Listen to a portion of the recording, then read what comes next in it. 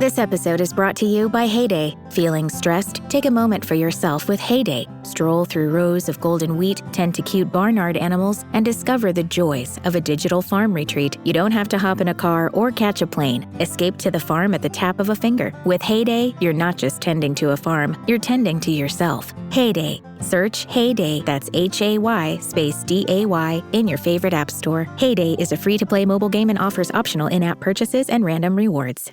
At Capella University, you can learn at your own pace with our FlexPath learning format. Take 1 or 2 courses at a time and complete as many as you can in a 12-week billing session. With FlexPath, you can even finish the bachelor's degree you started in 22 months for $20,000. A different future is closer than you think with Capella University. Learn more at capella.edu. Fastest 25% of students. Cost varies by pace, transfer credits, and other factors. Fees apply.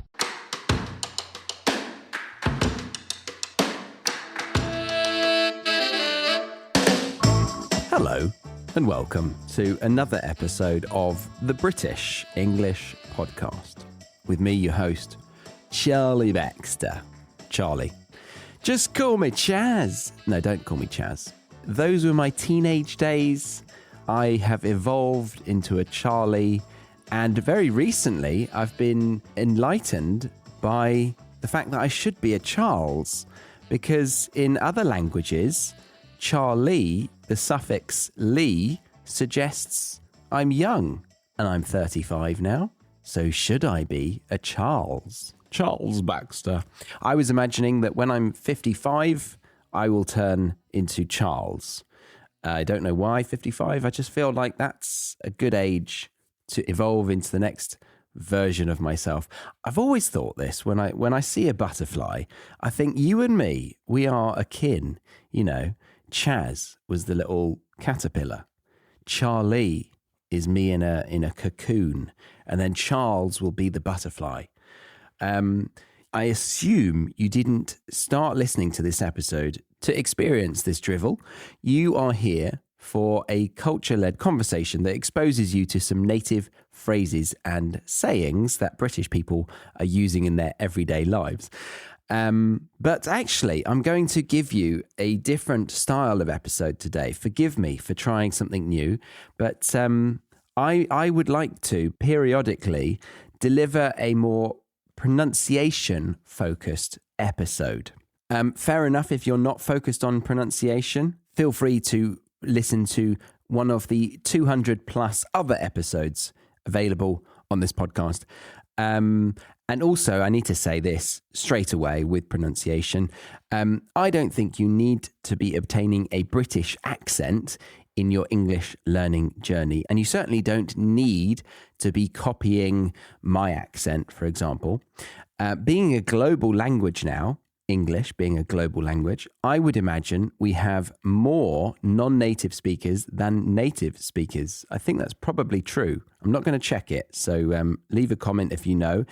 But personally speaking, when I can hear where the person is from, you know, if they're, well, wherever, if they're native or non-native, I want to understand where they're from, because in England, we have so many regional dialects that we kind of understand their background when we hear their accent. And it's not a prejudice. It's just we try to understand more information about a person. It's human instinct, right? So I feel more comfortable when I know where they're from because I have more knowledge about them already, rather than interacting with someone who is using maybe received pronunciation, but occasionally slips in a way that a native wouldn't. And then I'm spending a lot of time unconsciously thinking about where they are from. Meanwhile, they are trying to have an honest, nice conversation with me, expecting probably an answer to a question that they've asked me. So for that reason, I don't think it's a need to practice pronunciation, but many people want to, and that's absolutely fine. Another thing, though, in your journey to fluency, there are many areas that you'll want to spend your time on. If we use the analogy of the gym, maybe going to the gym, if pronunciation was, what would pronunciation be? Maybe the treadmill? No, I think, okay, well, let's just go with that. The treadmill, you know, the human-sized conveyor belt that allows you to use up loads of calories by achieving nothing or staying in one spot. Yes, you sweat a lot and now you can eat a pizza, but you're not going anywhere on that, are you? Anyway, if you spend all your time there, then you've neglected the free weights area, the functional training area, the open space with kettlebells and battle ropes, etc. Anyway, I could continue to list different areas of a gym, but I am starting to appreciate the vocabulary is quite specific. And so you might be wasting your time learning it all instead of staying present with my analogy. I should probably just pick another analogy, but I'm going to keep going with it. So if you spend all your time running, then you have no time to train your muscles and improve maybe your flexibility or something like that. So same with language learning, right? If you obsess over sounding British, then you're probably spending too much time on that and not enough time on advancing your vocabulary, your grammar, your writing skills, your listening skills. The list goes on, right? You get my point? Okay. We're a couple of minutes into this pronunciation episode and I've spent the whole time telling you why you shouldn't be focusing on it.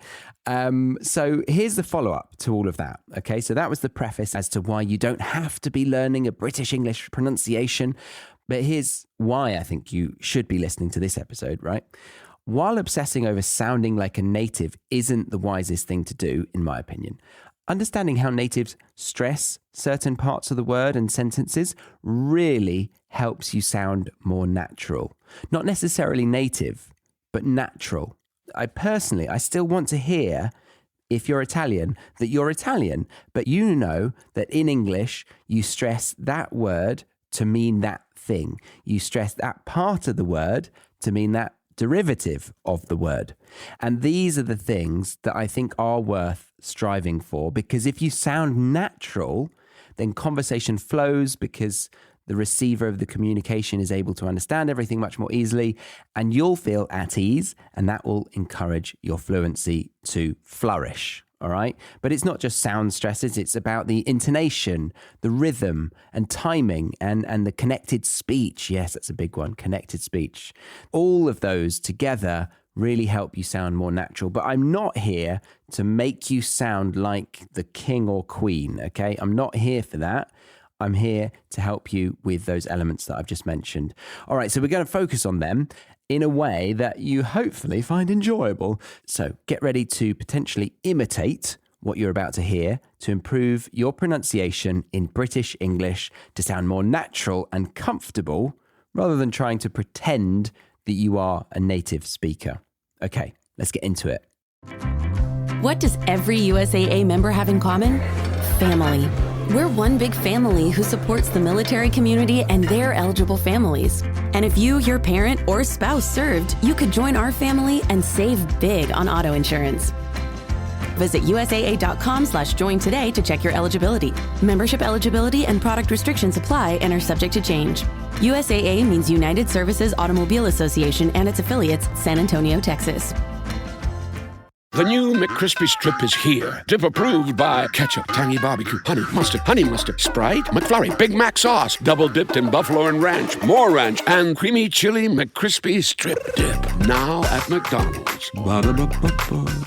Okay, so what I'm thinking is we grab a clip from a previous recording at random, and then we look at the word and sentence stress, connected speech, intonation pattern, and rhythm and timing. And then I try to imitate it at a slower pace and then invite you to do the same, and then go again, but a bit faster. And then finally play it back and you try to imitate that natural speed yourself. Okay?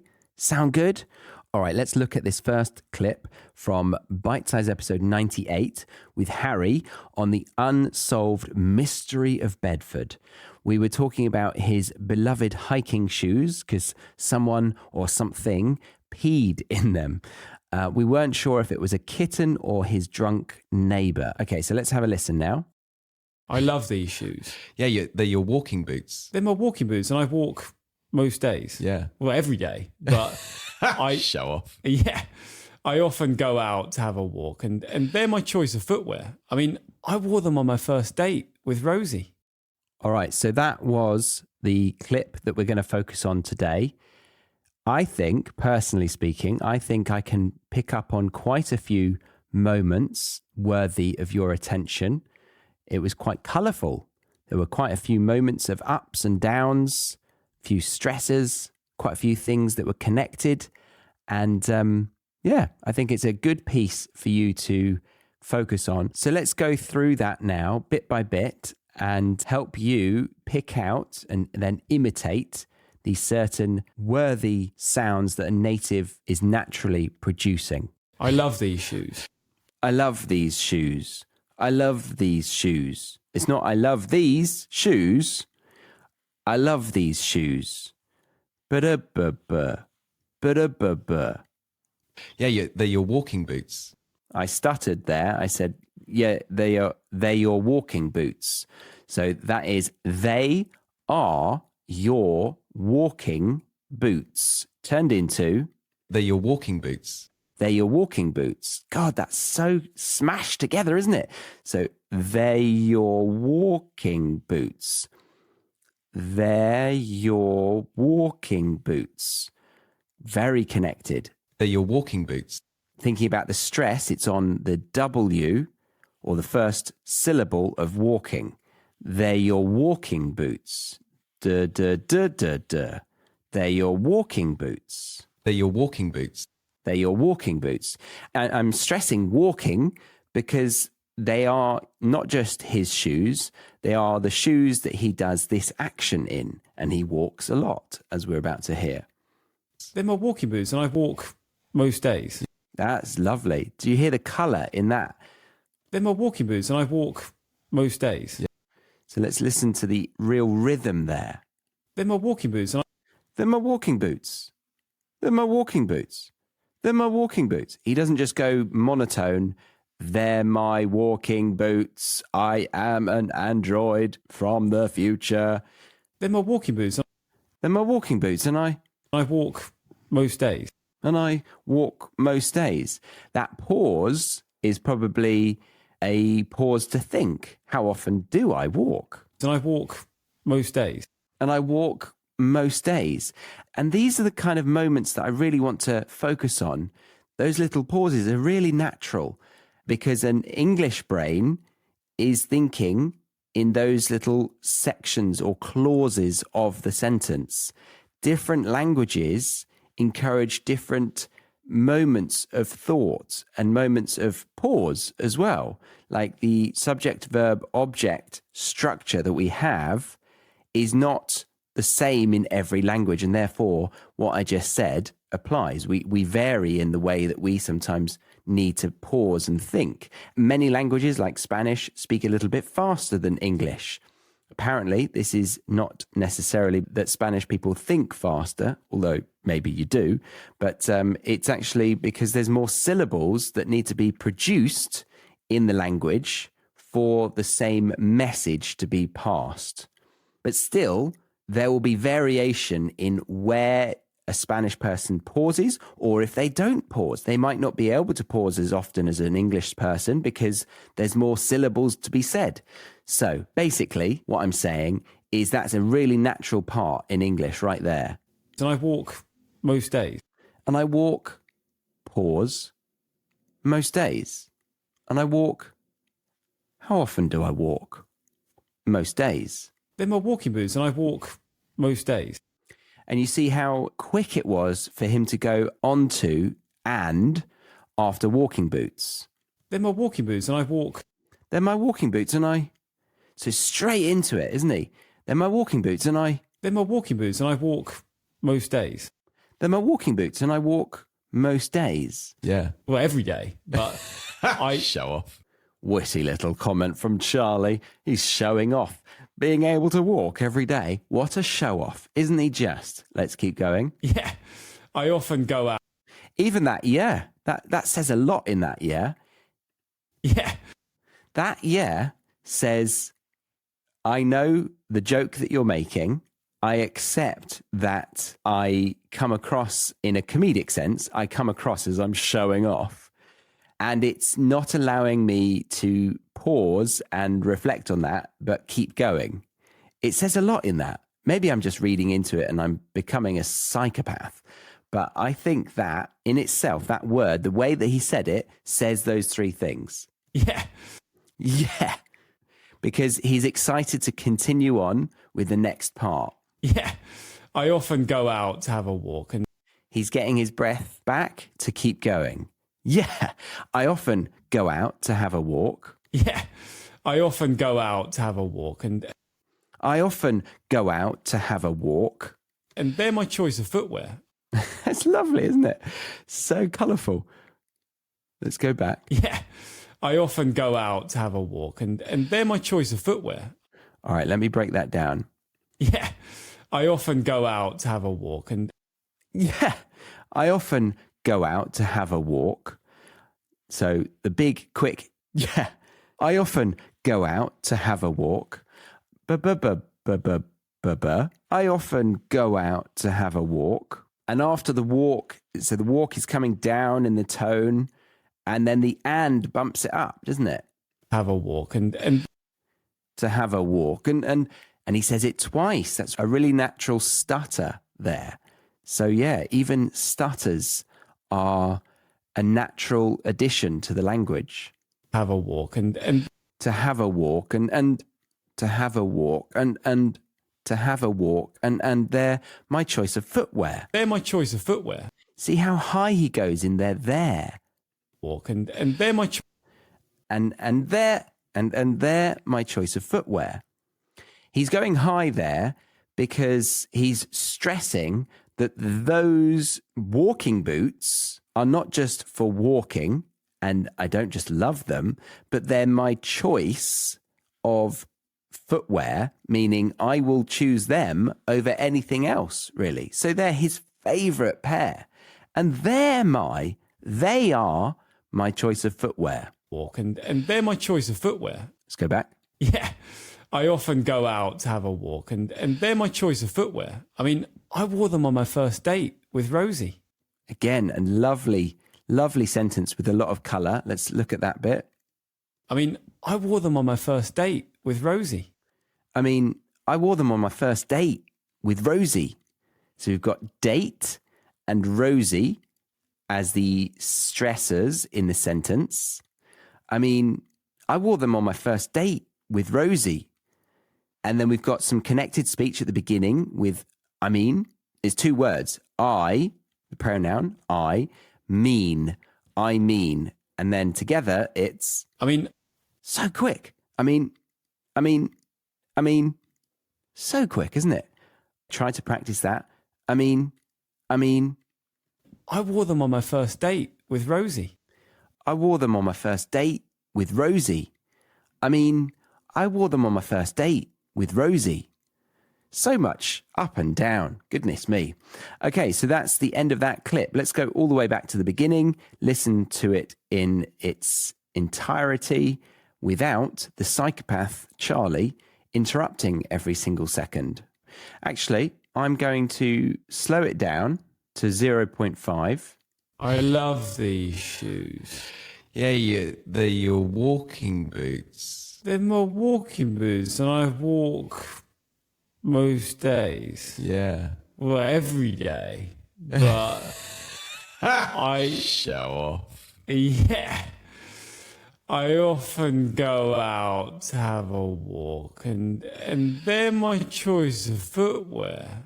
I mean, I wore them on my first date with Rosie. That was hilarious. I don't know if you felt sick listening to that or you found it very funny. I think I felt both feelings. I was laughing and feeling sick. I've never associated a slow audio with feeling sick, so don't reference that ever to anyone ever again. But yeah, that was quite weird. So that was 0.5. Let's do it at 0.75. Again, I hope that you're trying to imitate what you're hearing. If you're on the tube or, you know, wherever you're probably not on the tube because you probably don't have signal unless you pre-downloaded. But yeah, if you're in a public space, just embrace the craziness of yourself. And it doesn't matter, you know, doesn't matter if they think you're weird. Go for it. I dare you. I love these shoes. Yeah, they're your walking boots. They're my walking boots and I walk most days. Yeah. Well, every day. But Show off. yeah, I often go out to have a walk, and they're my choice of footwear. I mean, I wore them on my first date with Rosie. There we go. I'm going to now imitate it myself. So we have, I love these shoes. Yeah, they're your walking boots. They're my walking boots, and I walk most days. Well, every day, but I show off. Yeah, I often go out to have a walk, and they're my choice of footwear. I mean, I wore them on my first date with Rosie. Okay, so that was my version of it. And here it is at normal speed for you without me interrupting. I love these shoes. Yeah, they're your walking boots. They're my walking boots, and I walk most days. Yeah. Well, every day, but I Show off. Yeah, I often go out to have a walk, and they're my choice of footwear. I mean, I wore them on my first date with Rosie. Ah, I forgot to say how cute that was, that he wore them on his first date with his partner. Let's hope they stay together. Otherwise, those shoes might have to go as well. Because, there might be too many memories associated with this lovely pair of walking boots. Although the fact that something or someone pissed in them might mean he should get a new pair either way. If you haven't listened to that episode, I highly recommend it. It's a funny one. That one is Bite Size episode 98, The Unsolved Mystery of Bedford Town, featuring Harry. But well done for getting to the end of this pronunciation episode. Let me know your thoughts on this approach, if you found it useful or if you found it really bloody confusing, because when I was editing it back, at times I was starting to get a bit hypnotized by the random sounds I was replaying. But if you did like it, then I encourage you to get on my email list, as I will be likely doing a full course on these aspects of pronunciation. I do already have a pronunciation course on all 44 sounds of British English and the IPA. It's actually really good because I deliver it all in small everyday lessons over 2 weeks. And by the end of it, you'll have learned how to read the International Phonetic Alphabet, and you'll be confident in how to produce every single sound there is in British English. So for that one, head to thebritishenglishpodcast.com/IPA. All right. See you next week for a normal episode with me, Charlie, your host of the British English Podcast. Bye-bye. Oh, another bit of connected speech there. We don't say bye-bye. It's bye-bye. But yes, bye-bye.